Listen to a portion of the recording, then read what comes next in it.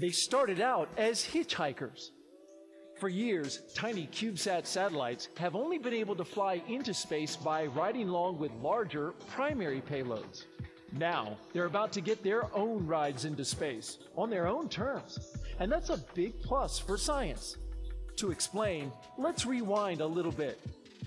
In 2015, NASA introduced Venture-class launch services, and the California companies the agency selected to make the dream of small satellite-friendly launch vehicles a reality.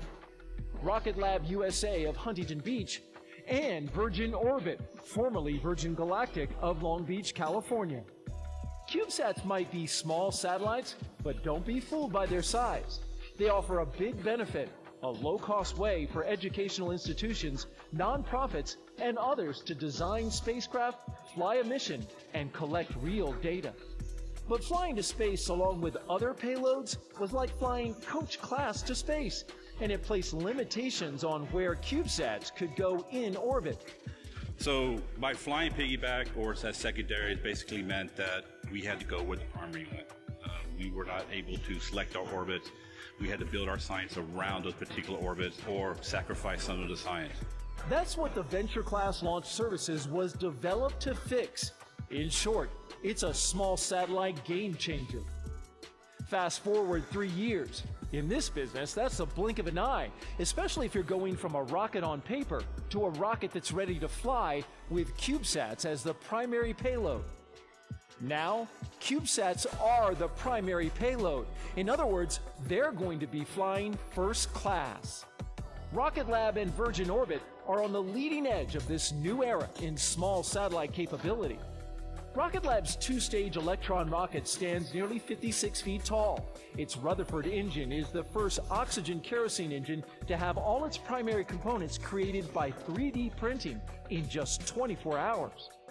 Pre-launch processing takes place at the company's location in Huntington Beach, California.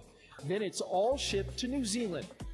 Launch Complex 1 is located an 8-hour drive from Auckland on the remote Mahia Peninsula.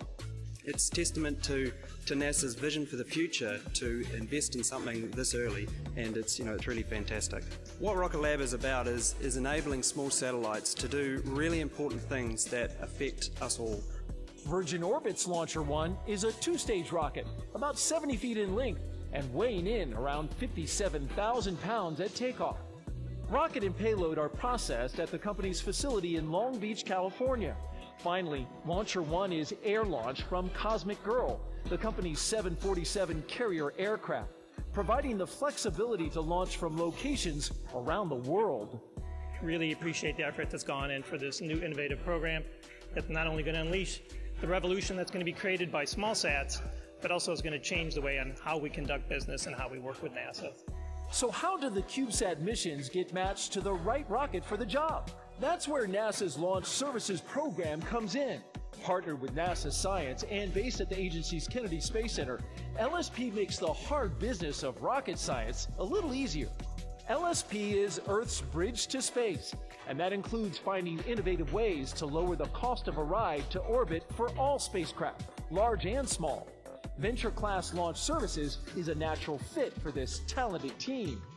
So the Venture-class launch service was born out of a strategic initiative led by Launch Services Program rooted in that drive to seek a new way to get to space. In only 3 years, the Venture-class launch services capability went from this to this. And it all started with a pioneering idea for a low-cost, first-class, dedicated ride into space for small packages of big science.